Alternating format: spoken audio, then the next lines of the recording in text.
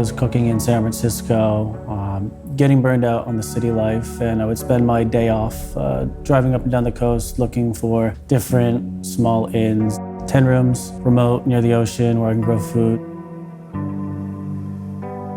It was actually probably 6 months before I knew Harbor House existed. And then I got a tip that they were looking to reopen and needed a chef. Goodyear Lumber Company, they owned the mill operation in Elk.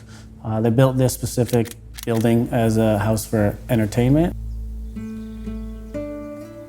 A lot of early San Francisco was built with redwood from this area. This area is so special because of the natural beauty. Nature's 100% in charge here. It's also because there's not an easy way to get here. There's no airport, there's no bus, there's no train. You have to be committed. I think that's why it's been so secluded for so long.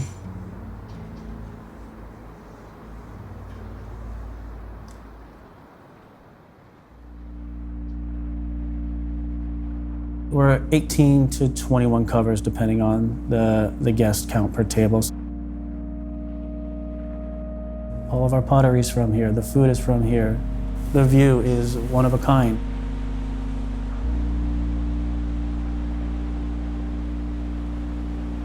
The menu at Harbor House is extremely dependent on our surroundings.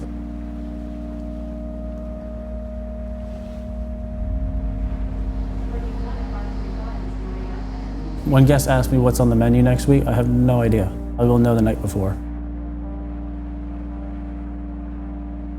We don't import anything. We're using whether fish we can catch, whatever we can forage, and what we can grow at our ranch.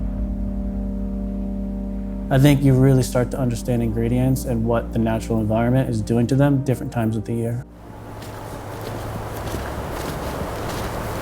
It's like, it usually takes a little while for your eyes to adjust, and then it's just like, so this is slippery jack. A bolete.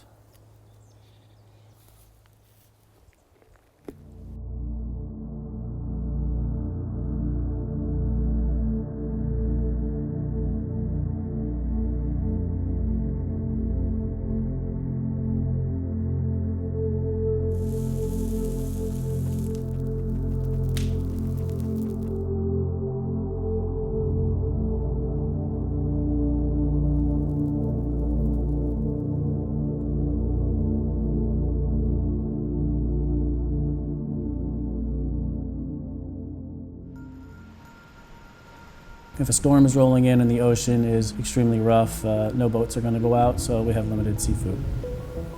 If it rains a lot, we understand that the vegetables are all going to be waterlogged, so we'll have to cook them a different way.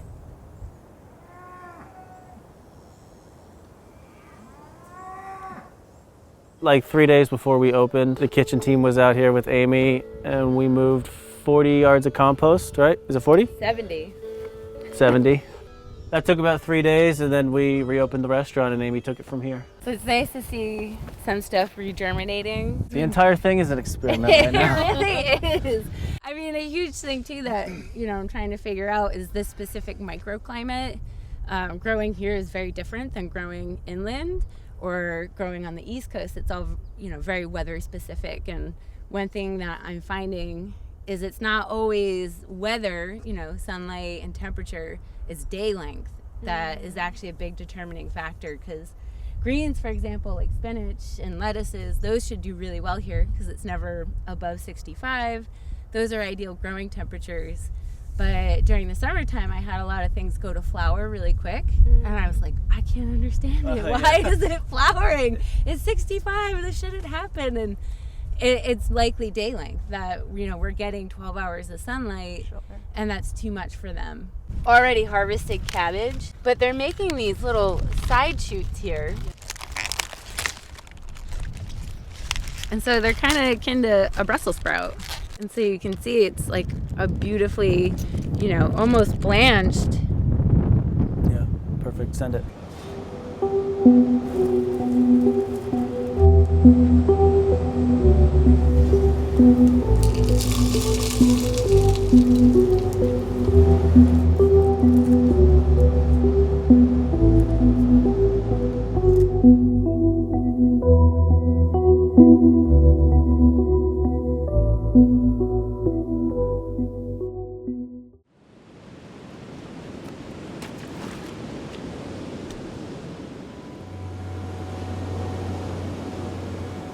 There's sea urchin all up and down California, but the sea urchin that I think that we get is super special because it is out of the water and to us within a couple hours.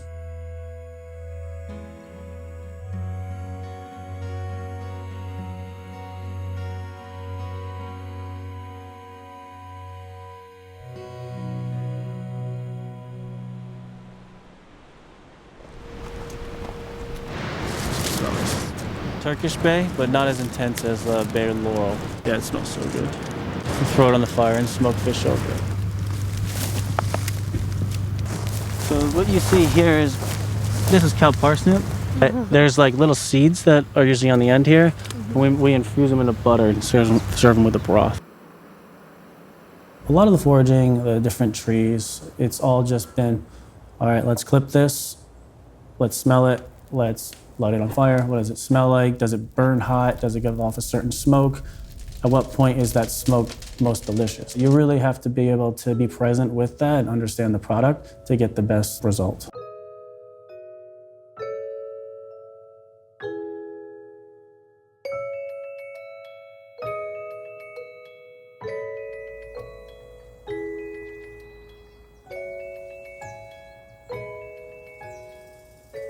This is different clay body. This is actually a new one here that you haven't seen. But so this is more like a summer bowl. Yeah. You know, Oh, because it's lighter, right? It's very light. It's open and everything. Yeah, these are all winter bowls. And so it feels light. It's got the insulating quality, and it's wonderful to drink out of. Everyone that lives in this area has something to contribute. Before I even moved here full time, I would show up here, find out how to get in contact with people, and then you go to Cliff's house, and he lives in the woods. We become friends, and then I'm like, hey, do you know anyone that catches fish? And he's like, I got a guy. Nobody has websites here, nobody has cell phones. It's really like that. And I think that process of it being so difficult and being forced to get out of your element, it makes it so much more rewarding because you get so much more out of it than you even expected to.